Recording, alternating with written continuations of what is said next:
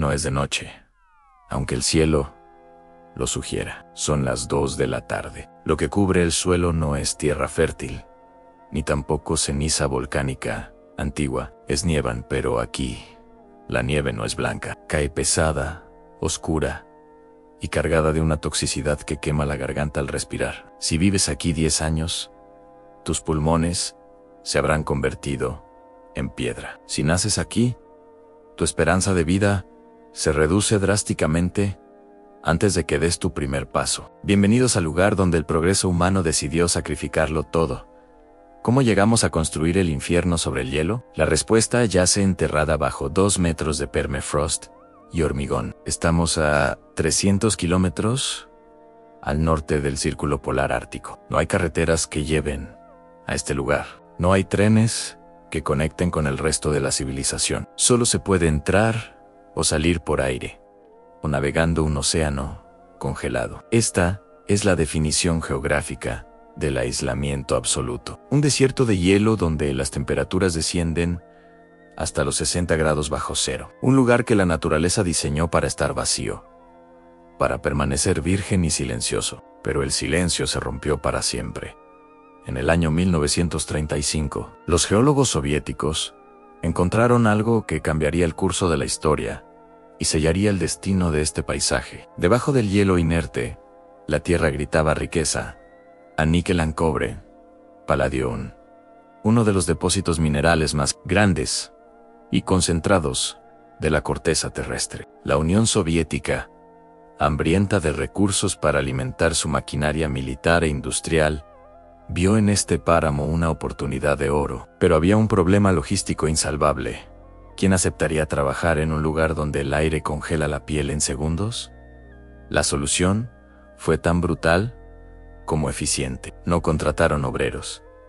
Trajeron prisioneros. Se firmó la creación de Norillag, una de las ramas más temidas del sistema Gulag. Miles de hombres y mujeres fueron arrastrados hasta aquí, no para vivir, sino para construir sobre la muerte. Cada ladrillo de la primera fundición, cada metro de vía férrea, fue colocado por manos temblorosas y desnutridas. Se dice que la ciudad no está construida sobre cimientos, sino sobre huesos. Durante las siguientes 2 décadas, más de 500,000 personas pasaron por este campo de concentración industrial. Casi 20,000 de ellas nunca regresaron. Murieron de frío, de agotamiento y de hambre, mientras levantaban las chimeneas que hoy dominan el horizonte. La ciudad de Norilsk nació de la sangre. Era un monumento al sufrimiento humano convertido en capital industrial. Pero cuando el sistema de gulags se desmanteló oficialmente en los años 50, la pesadilla no terminó, simplemente cambió de forma. El látigo fue reemplazado por el veneno invisible. Con la ciudad establecida y la maquinaria operando a plena capacidad, las chimeneas empezaron a escupir algo más letal que el humo común, dióxido de azufre. Millones de toneladas al año. Para que se hagan una idea de la magnitud, este único complejo industrial genera más contaminación por azufre que toda Francia unida. El cielo dejó de ser azul para tornarse en un gris perpetuo. Un techo de metal pesado que atrapaba a los habitantes en una cámara de gas a cielo abierto. El impacto fue inmediato y devastador. Alrededor de la ciudad se formó un anillo de muerte. 30,000 kilómetros cuadrados de bosque boreal simplemente dejaron de existir. Los árboles no fueron talados, fueron asfixiados. Hoy permanecen de pie como esqueletos negros, sin hojas, sin vida, testigos mudos de una lluvia ácida constante. No hay pájaros cantando en este bosque. No hay insectos zumbando. Es un cementerio ecológico que se expande cada año, devorando la tundra centímetro a centímetro. Y entonces ocurrió lo impensable. En el año 2016, las imágenes dieron la vuelta al mundo, aunque muchos pensaron que era un montaje. El río Daldican, que fluye cerca de las plantas procesadoras, cambió de color. No se volvió turbio ni marrón. Se volvió rojo brillante, un rojo carmesí, visceral, como si la tierra misma estuviera sangrando. Las autoridades culparon a causas naturales, pero la verdad química era innegable en vertidos masivos de níquel y residuos oxidados habían saturado el agua, hasta matarla. Podrían preguntarse, ¿por qué alguien se quedaría aquí? ¿Por qué criar hijos bajo una lluvia de metales pesados? La respuesta es tan compleja como la tabla periódica. Norilsk es una jaula de oro. Los salarios aquí son mucho más altos que en el resto del país. Las vacaciones son más largas. La jubilación llega antes. La empresa propietaria, el gigante del níquel, financia escuelas, gimnasios y teatros. Han comprado la lealtad de la población con rublos a cambio de su salud. Es un pacto faustiano moderno en riqueza a cambio de años de vida. Pero el cuerpo humano lleva la cuenta. Las tasas de cáncer de pulmón, las enfermedades respiratorias y los trastornos sanguíneos duplican o triplican la media nacional. Los niños sufren de deficiencias vitamínicas y alergias crónicas. El aire aquí no solo huele mal, tiene sabor. Un sabor metálico, agrio, que se queda en la lengua. Es el sabor del paladio, del cobre y del cobalto, entrando en tu torrente sanguíneo con cada inspiración. La historia alcanzó un punto de quiebre en mayo del año 2020. El permafrost, ese suelo congelado que debía sostenerlo todo, comenzó a derretirse debido al cambio climático acelerado por la propia industria. Un tanque de almacenamiento colapsó. 21.000 toneladas de diésel se derramaron en los ríos árticos. Fue el mayo vertido de la historia en el Ártico polar. El combustible tiñó las aguas de rojo una vez más, viajando kilómetros hacia el océano, envenenando el suministro de agua y matando la poca fauna que quedaba. El presidente tuvo que declarar el estado de emergencia, pero el daño ya era irreversible. Norilsk es una advertencia. Es lo que sucede cuando la extracción de recursos no tiene límites éticos ni ecológicos. Pero Norilsk está lejos, aislado en el norte, fácil de ignorar. Sin embargo, lo que no sabes es que el metal extraído de esta ciudad, muerta probablemente, está en tu bolsillo, ahora mismo, en tu teléfono, en tu coche. Todos somos cómplices de la nieve negra. Y mientras miramos al norte con horror, al otro lado del mundo, en un lugar tropical y húmedo, se está gestando un desastre aún más silencioso y letal. Un lugar donde nuestros desechos electrónicos van a morir, creando un paisaje que hace que Norilsk parezca un paraíso. Dejamos atrás el silencio congelado de Siberia para aterrizar en el caos ensordecedor de África Occidental. Aquí no te mata el frío, aquí el aire hierve. Mira tu teléfono móvil, ese dispositivo en tu mano, tu ventana al mundo, tiene una fecha de caducidad. ¿Pero alguna vez te has preguntado a dónde va cuando la pantalla se rompe o la batería muere? ¿Crees que se recicla en una planta limpia y futurista en Europa o Estados Unidos? Te equivocas. Bienvenido a Akboblashi, el lugar donde la tecnología del primer mundo viene a pudrirse. Ubicado en el corazón de Accra, la capital de Ghana. Este lugar fue, una vez, un humedal vibrante, lleno de vida y agua limpia. Hoy, los lugareños lo llaman Sodom y Gomorra. No es una metáfora bíblica vacía, es una descripción literal del infierno en la tierra. A lo largo de 10 hectáreas de lodo tóxico, montañas de monitores, teclados, neveras y cables forman una nueva topografía. Es el cementerio digital más grande del planeta. ¿Cómo llegó todo esto aquí? La historia comienza con una mentira burocrática. Bajo la etiqueta de productos de segunda mano o donaciones para el desarrollo, millones de toneladas de basura electrónica cruzan el océano cada año desde el año 2005. Los contenedores llegan supuestamente para cerrar la brecha digital en África. Pero la realidad es que el 75% de lo que llega está roto, inservible. Es basura que Occidente no quiere procesar porque es demasiado caro y tóxico hacerlo en casa. Así que la envían aquí. Entre el humo denso, verás siluetas moviéndose como espectros. Son los Burner Boys, los chicos quemadores, hombres jóvenes y a veces niños de no más de 10 años, que trabajan 12 horas al día, sin máscaras, sin guantes, sin protección. Su herramienta no es un ordenador, sino un encendedor y una barra de hierro. Su misión es primitiva: quemar el plástico para liberar el tesoro que esconde dentro. El cobre. El proceso es brutal. Para extraer unos gramos de cobre rojo que venderán por centavos, queman las carcasas de plástico y goma. Al hacerlo, liberan un cóctel químico letal: plomo, mercurio, arsénico y retardantes de llama bromados. Suben directamente a sus pulmones y al cielo de la ciudad. Un informe de las Naciones Unidas del año 2019 estimó que 50 millones de toneladas de basura electrónica se generan anualmente en el mundo. Aquí, esa estadística se respira. El aire es tan ácido que pica en los ojos a cientos de metros de distancia. Pero el veneno no se queda en el aire.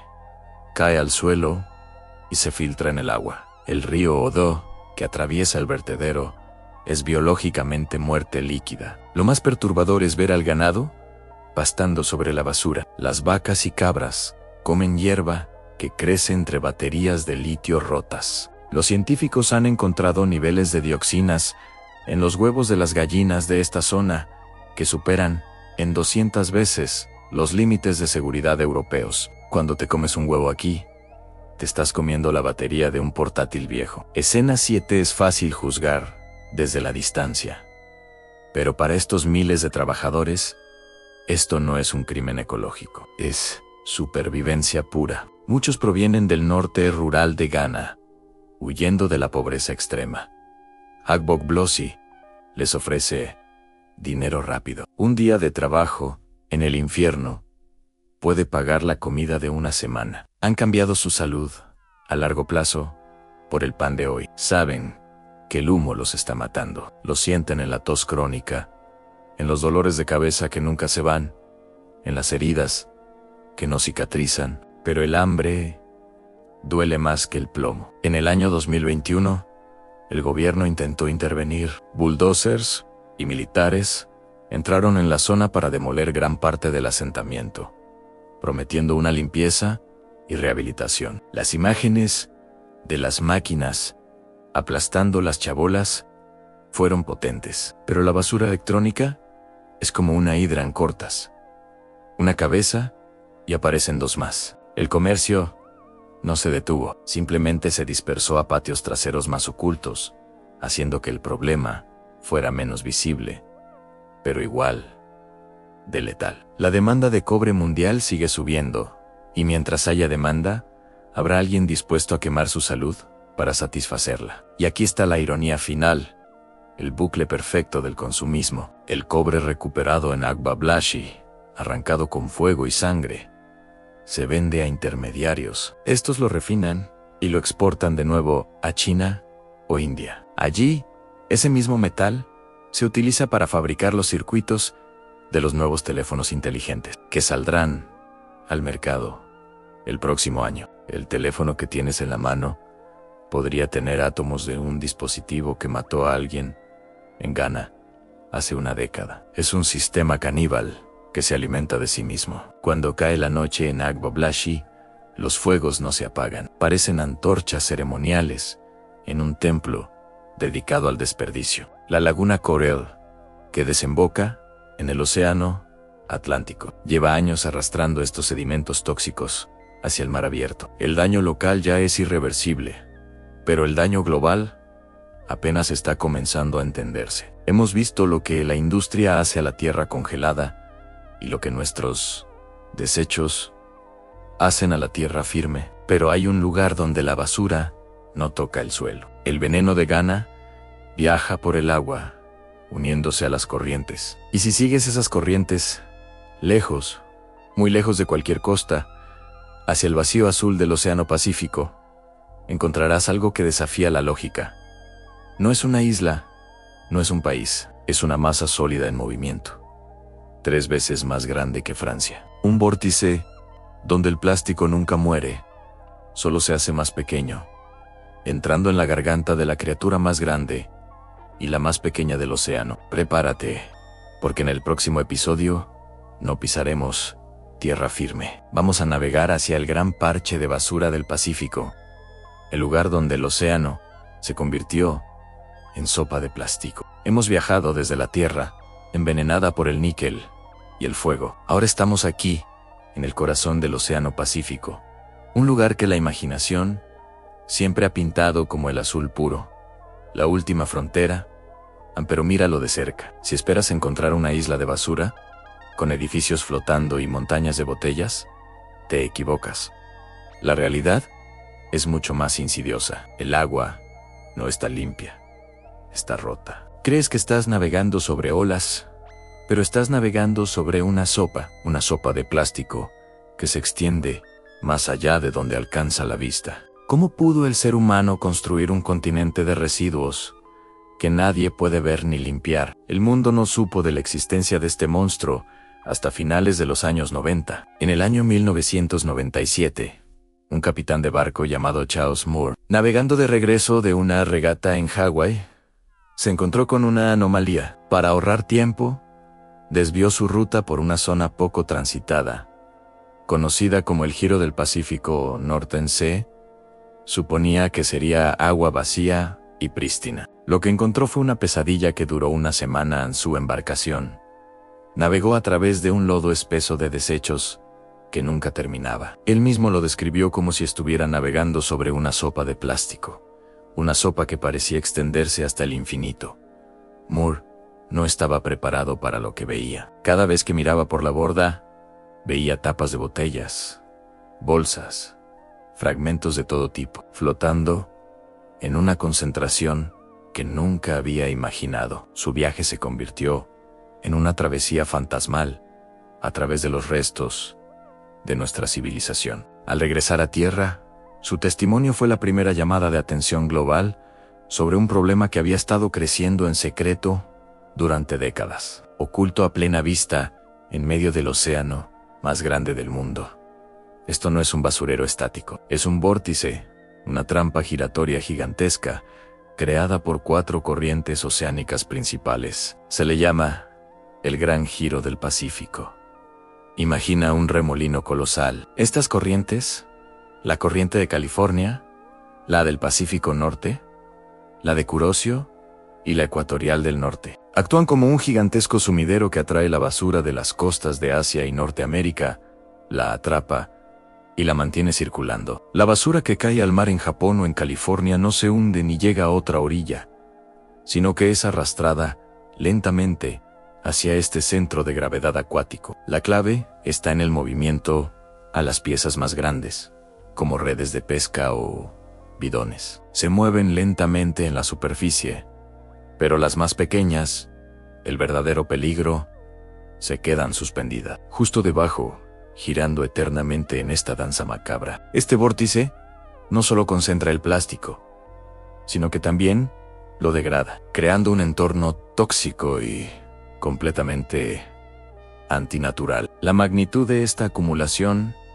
es casi imposible de procesar. Los científicos estiman que el parche contiene más de 1.800.000 millones de piezas de plástico. Eso es más de 200 piezas por cada ser humano en el planeta, todas flotando en un solo lugar. Si tuviéramos que darle una dimensión territorial, es 3 veces el tamaño de Francia, o casi el doble del tamaño de Texas. Piensa en eso por un momento, un continente de basura más grande que muchas naciones. Y lo que vemos en la superficie, el plástico flotante, es solo la punta de un iceberg de contaminación. El 94% de la basura se encuentra invisible bajo las olas, fragmentada, hundiéndose lentamente hacia el fondo marino o suspendida en la columna de agua. Estamos hablando de un peso total de más de 80.000 toneladas, el equivalente a 500 aviones Jumbo. Pero estas cifras, por más impactantes que sean, no logran capturar la verdadera escala del desastre que hemos creado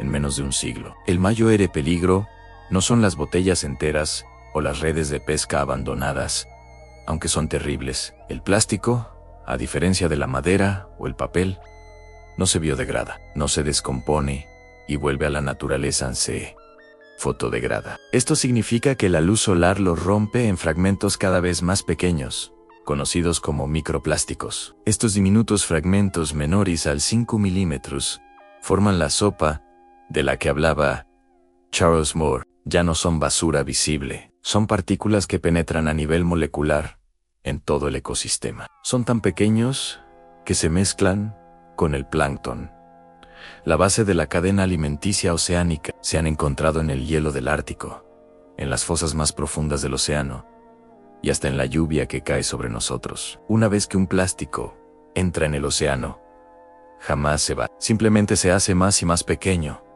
convirtiéndose en un veneno invisible y eterno que contamina cada rincón del planeta azul. La vida marina no distingue. Para los animales del océano, esta sopa de plástico es un campo de minas disfrazado de comida. Las tortugas confunden las bolsas de plástico con medusas, su principal alimento. Los albatros, que vuelan miles de kilómetros para buscar comida para sus crías, recogen tapas de botellas y encendedores que flotan en la superficie, creyendo que son calamares o peces. Y los peces más pequeños ingieren el microplástico directamente, confundiéndolo con plancton. El resultado es un falso sentido de saciedad que lleva a la inanición. Las autopsias a las aves marinas de atolones remotos, como Midway, revelan estómagos llenos de plástico, convertidos en una tumba de residuos que no pueden digerir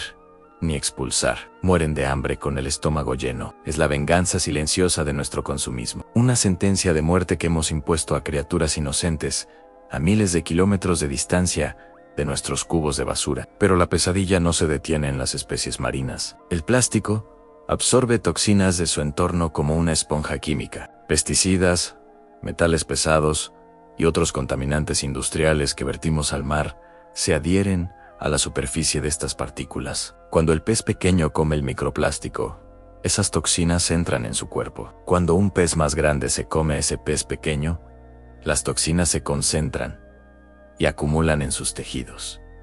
Es un proceso llamado bioacumulación. La concentración de veneno aumenta en cada eslabón de la cadena alimenticia. Finalmente, cuando ese pez grande termina en tu plato en forma de sushi o filete, adivina dónde terminan esas toxinas. En nuestro propio cuerpo. El problema que tiramos al mar, el veneno que creímos haber alejado, ha vuelto a casa, ha encontrado el camino de regreso a nuestra mesa. Estamos, literalmente, comiendo nuestra propia basura. Frente a un problema de esta escala, la respuesta humana ha sido la innovación. Desde el año 2018, se han lanzado varias iniciativas, siendo la más famosa The Ocean Cleanup. Estos proyectos utilizan barreras flotantes masivas, a veces de cientos de metros de largo, para capturar el plástico. La idea es usar las propias corrientes oceánicas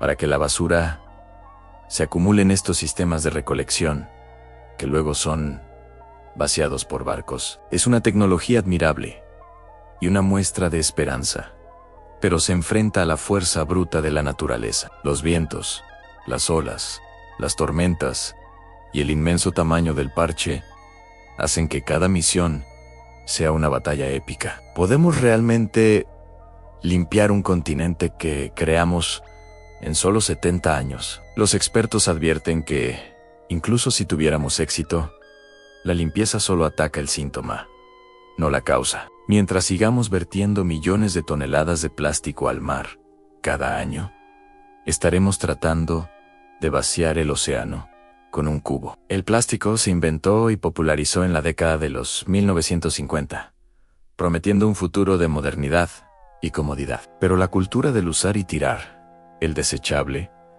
se consolidó en los años 70 y 80. La conveniencia superó a la conciencia. De repente, todo venía envuelto en plástico en la comida, los juguetes, la tecnología. Una botella de agua que usamos durante 20 minutos tarda 450 años en degradarse parcialmente en el mar. Un simple vaso de café, con su tapa de plástico, puede durar 500 años. Cada vez que usamos un envoltorio, un cubierto de plástico o una bolsa, lo estamos enviando a una sentencia de muerte oceánica de varios siglos. Hemos construido una economía basada en la comodidad instantánea, sin pensar en el coste a largo plazo. Este parche de basura no apareció de la noche a la mañana. Es el resultado acumulado de miles de millones de pequeñas decisiones diarias. El gran parche de basura del Pacífico es, en última instancia, el monumento más grande que la humanidad ha construido. Un monumento no a la ingeniería ni al arte, sino a la pereza y a la desconexión. Cada pieza de plástico aquí cuenta una historia de una decisión individual tomada en una tierra lejana, por alguien que nunca verá las consecuencias de sus actos. Es un recordatorio físico y duradero de nuestra cultura del descarte. Y el océano, el gran regulador de nuestro clima, el pulmón azul del planeta, está pagando el precio final. El aire que respiramos y el clima que disfrutamos están intrínsecamente ligados a la salud de este mar. Al envenenar el océano, estamos, en última instancia, envenenándonos a nosotros mismos y desestabilizando el único hogar que tenemos. Hemos visto los síntomas: la nieve negra de la industria, el humo tóxico de nuestros desechos y ahora el continente flotante de plástico. Pero la contaminación tiene una fuente aún más fundamental, una que está enterrada bajo la tierra y fluye a través de los ríos, una que alimenta nuestra necesidad de vestirnos, de teñir la ropa que llevamos puesta y de cultivar nuestros alimentos. Si el océano es la cloaca del mundo, hay un río que es la arteria principal de este veneno. En nuestro próximo destino, nos sumergiremos en un lugar donde el agua ya no es agua, sino pintura química. Viajaremos a Indonesia, a la orilla del río Citarum, el más contaminado del planeta, para descubrir el oscuro secreto detrás de la industria de la moda rápida.